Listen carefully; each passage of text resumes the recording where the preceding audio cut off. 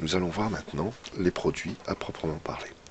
Je vais me rendre à nouveau dans la boutique Composants Virtumart, sur l'onglet Produits et cliquer sur le menu Produits. Alors une précision, je vais revenir en arrière, j'aurais pu cliquer sur le bouton Produits qui se trouve ici. Voilà dans la liste de tous mes produits. Le filtre casque anti-bruit est mis car nous étions sur la vidéo précédente à regarder ce qui se trouvait dans la rubrique casque anti-bruit. Donc je vais remettre sur catégorie, ne pas sélectionner de catégorie, donc hop, et toute ma liste se met à jour. La première colonne, c'est le nom du produit qui apparaît tel que sur le site pour les internautes. La deuxième concerne de savoir si le produit est un enfant d'un autre produit, nous verrons ça plus tard. Les différentes photos, la référence du produit, le prix hors taxe, le prix, c'est un prix d'achat théorique, la catégorie du produit, le fournisseur, les commentaires laissés par les internautes, combien de commentaires, est-ce que c'est un produit classé comme produit vedette ou pas, est-ce que le produit est publié, et un numéro interne du produit. Je vais consulter une fiche produit. Alors je vais d'abord chercher un produit, je vais prendre par exemple, je vais rechercher des lunettes, je tape lunettes et je valide par la touche entrée ou je peux cliquer sur le bouton Go qui est ici. Donc j'ai toutes les lunettes qui s'affichent et je vais prendre ces lunettes là, par exemple Ice 2X Kit ESS. Je clique sur le nom du produit et j'arrive donc dans ma fiche produit. Il y a 1, 2, 3, 4, 5, 6 onglets en haut qui permettent de décrire tout le produit. Donc le premier onglet, information produit. Ici nous avons le nom du produit, c'est le nom qui est affiché dans le site, la référence en interne. Est-ce que le produit est publié ou pas? Est-ce que le produit est un produit vedette ou pas? L'alias est calculé automatiquement, toujours par Joomla. Le fournisseur du produit, donc si je clique sur la liste ici, j'ai la liste de tous les fournisseurs. Le fournisseur est ESS. Tous ces champs ici, nous n'allons pas nous en occuper.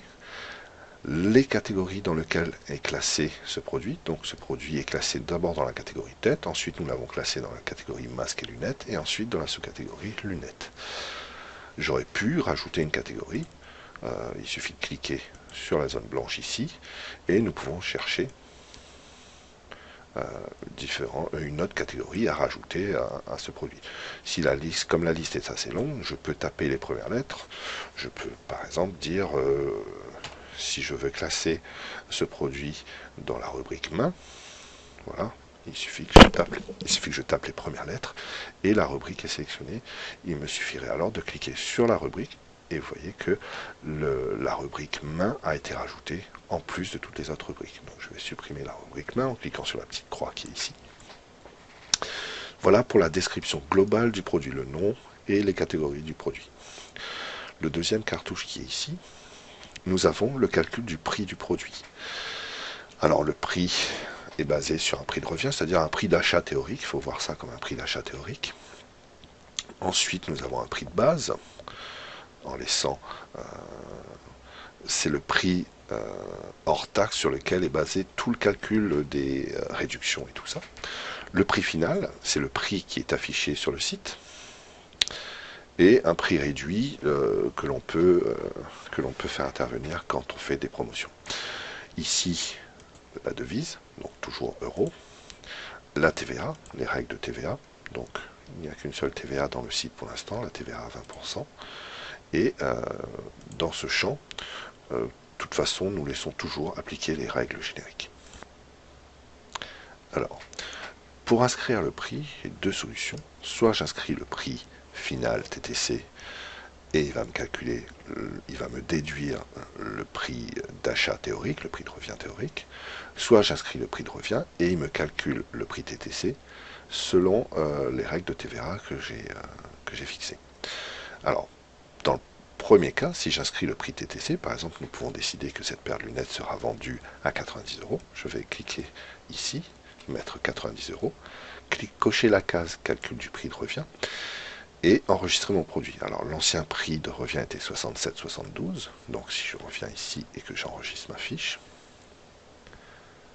on peut s'apercevoir que mon prix de revient a changé et mon prix TTC est 90 euros. Sur le site sera affiché 90 euros pour cette paire de lunettes.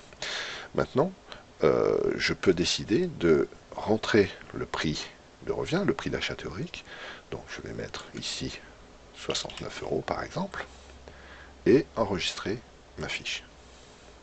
Je l'enregistre et on peut se rendre compte que le prix final TTC a changé 69% avec une TVA de 20%, donne 82,80 en termes de prix TTC. Voilà pour la gestion des prix. Et nous avons fini le premier onglet Information produit. Je vais passer à l'onglet Description. Dans la description, nous allons pouvoir rentrer un résumé, comme ceci, et dans le cadre qui est ici, une description du produit qui arrive en bas du produit. Alors, pour pouvoir voir la fiche produit, de quoi elle a l'air en cours d'édition, nous avons une petite icône ici.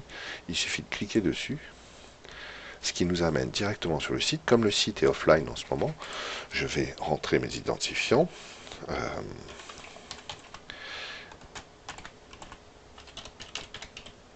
ceci, connexion. Voilà.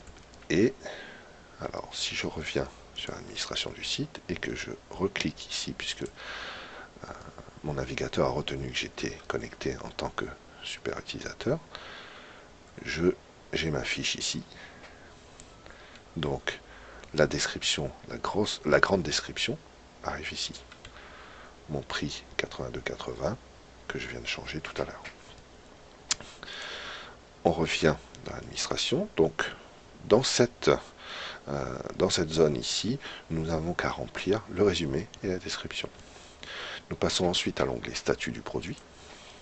Dans statut du produit, je vais déterminer combien de produits j'ai en stock si je gère la gestion des stocks.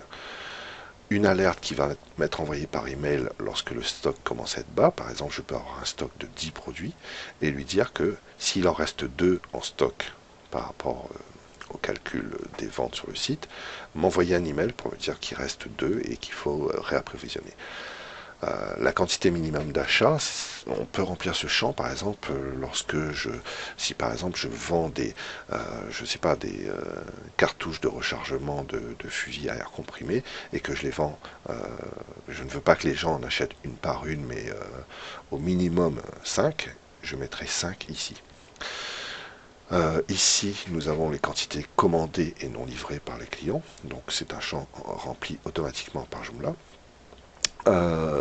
Dans Purchase Quantity Tips, je m'arrangerai pour que ça sera traduit, c'est je peux vendre les produits 4 par 4 ou 10 par 10. Il suffirait de rentrer cette valeur ici.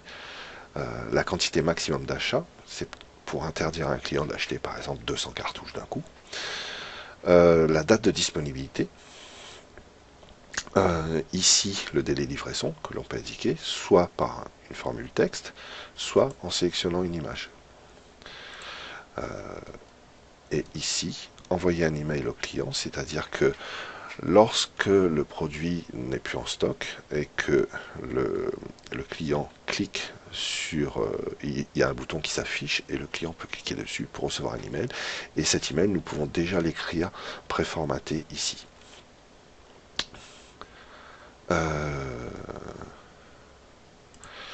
Nous arrivons dans l'onglet dimension et poids du produit. C'est ici que sont rentrées toutes les valeurs pour le calcul des frais d'expédition. Comme le calcul d'expédition du petit tambour est basé sur le système Colissimo, c'est ce champ-là qui nous intéresse. Donc c'est dans ce champ qu'il va falloir rentrer le poids des produits pour que le calcul des frais d'expédition se fasse correctement. Nous avons ici l'onglet concernant l'image des produits. Nous y reviendrons plus précisément tout à l'heure, dans une prochaine vidéo. Les champs personnalisés, que j'expliquerai aussi tout à l'heure plus précisément. Une fois que nous avons rempli les informations produits, la description, à la limite le statut du produit, à condition de gérer les stocks sur le site, ce qui est déconseillé, les dimensions et le poids du produit, mettre une image pour le produit, nous pouvons enregistrer et notre produit sera publié. Tout ce que je viens d'expliquer marche pour un produit simple, c'est-à-dire une paire de lunettes sans déclinaison de couleur ou de forme. Et nous verrons dans une prochaine vidéo comment enregistrer un produit avec des tailles, des couleurs différentes et pouvoir gérer tout ça dans Virtumart.